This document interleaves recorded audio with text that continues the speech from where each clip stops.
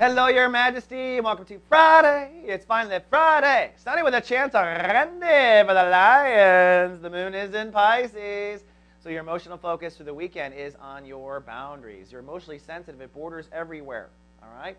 So that can also constitute non-sexual boundaries. Usually it does, though.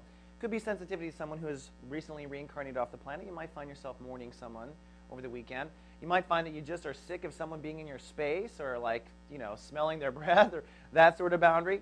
But you are sensitive to boundaries everywhere. You might feel a little vulnerable. You might want to be private. All good.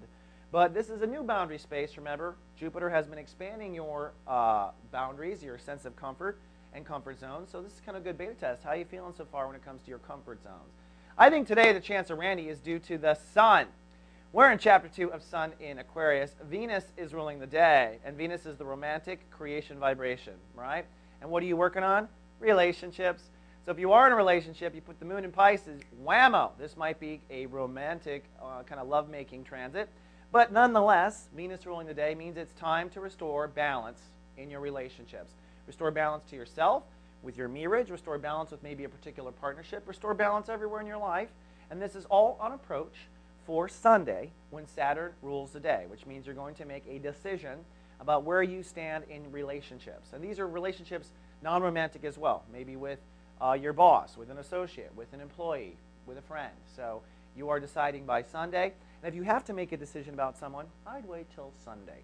Also, Jupiter is putting a lot of pressure on Leos to learn more, all right? Now, Jupiter's in the 9th house. You're going to radically expand your collective consciousness, your belief structure between now and June. You're going to learn really fast. And that, unfortunately, can be hard sometimes in the early transit because what tends to happen when Jupiter's in the first chapter of the 9th house is you trip over ignorance. So this is a time where ignorance is not bliss. It's kind of a pain in the butt. You're tripping over it. You're tripping over what you don't know. You're needing more information all the time. Basically, the universe is setting up a hunger for more information for expanded awareness.